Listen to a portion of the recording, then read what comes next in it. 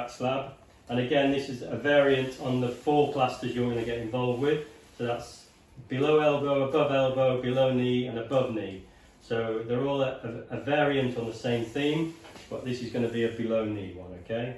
So as with the other plasters, you may need somebody to help you, and we've got Sophie as the glamorous assistant here today. So we're going to make sure the patient is sat with their leg in the air like this, and we're going to measure from the back of the knee joint around the heel to where the toes meet the foot, essentially. Always bearing in mind that your plaster will shrink a little bit, and that should be your measurement, okay? So once you've got that measured, you need to put some stockinette on, and I generally just cut a bit that's ridiculously long, and then you don't have to worry about not getting it right.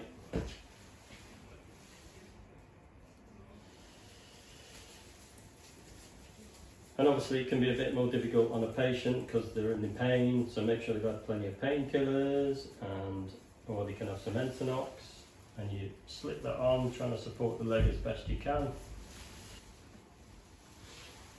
And then make sure it's nice and smooth along the leg, and you can always cut it off then. So it's important to have it a bit longer at both ends, okay? Then you put your soft band on, which is your woolly bandage, and you start at the knee joint, and then you work your way down the leg, doing half and half bandaging. And you can manipulate this bandage around the sort of body landmarks so you don't get many creases.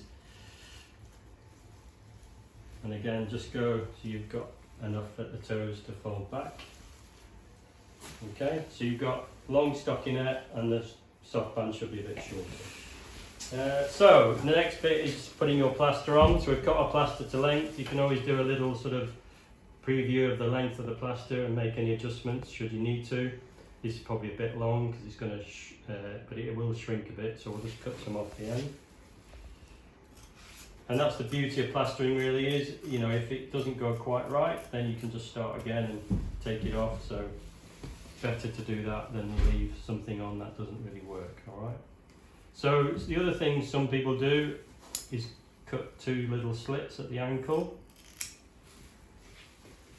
and the reason for that is so you don't get loads of plaster bunching up at the ankle and going hard and pressing on the skin and causing pressure sores. Okay, but because you do that, it kind of inherently makes the ankle joint a bit weaker.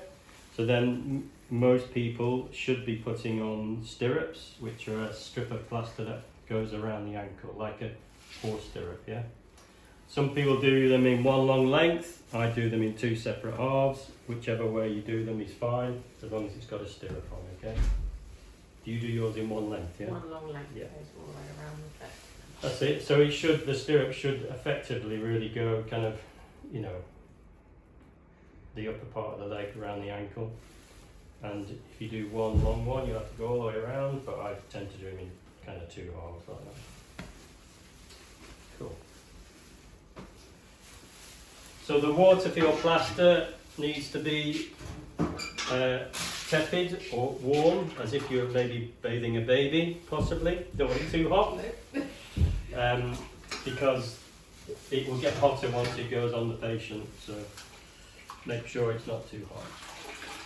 Give it a squeeze, and then just pull the plaster out. Don't be doing any of this because you'll drag all the plaster off. And then you start, best to start, or easier to start at the foot end, okay? So then you've got plenty of time to work with it. So then you're going around the foot like that.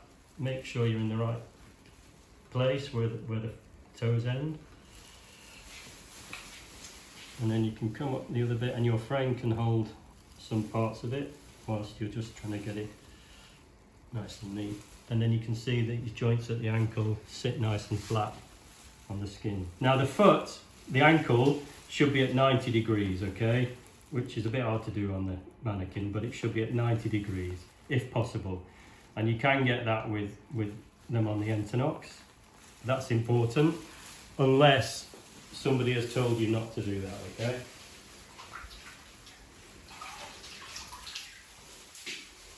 And then you can put your stirrups on, just to strengthen the ankle bit.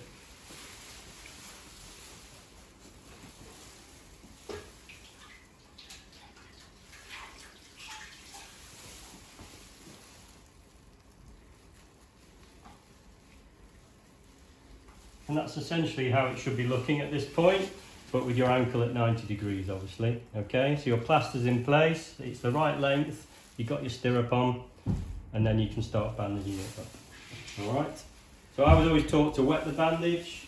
Some people are taught not to wet the bandage. I don't think it really matters too much. And then you fold it back so you get a nice, neat, comfortable edge, and it's not too high up at the back of the knee for when he bends his knee. And then you fold it over at the other end so you can see the pinky toe, little toe, whatever you want to call it. Huh? Little toe. Little toe. And then you just bandage it up like you do the below elbow or above elbow backslab. And don't be too gentle with the bandaging, you want it firm and secure but not too tight.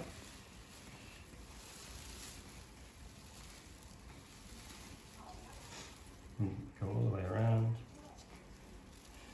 come back up, and you might need 2 bandages depending on the size of your patient. And then again, just split the bandage, tie a little securing knot, and then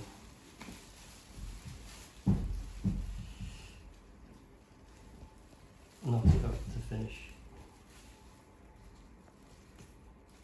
And it shouldn't be too tight, the knot. And that's it.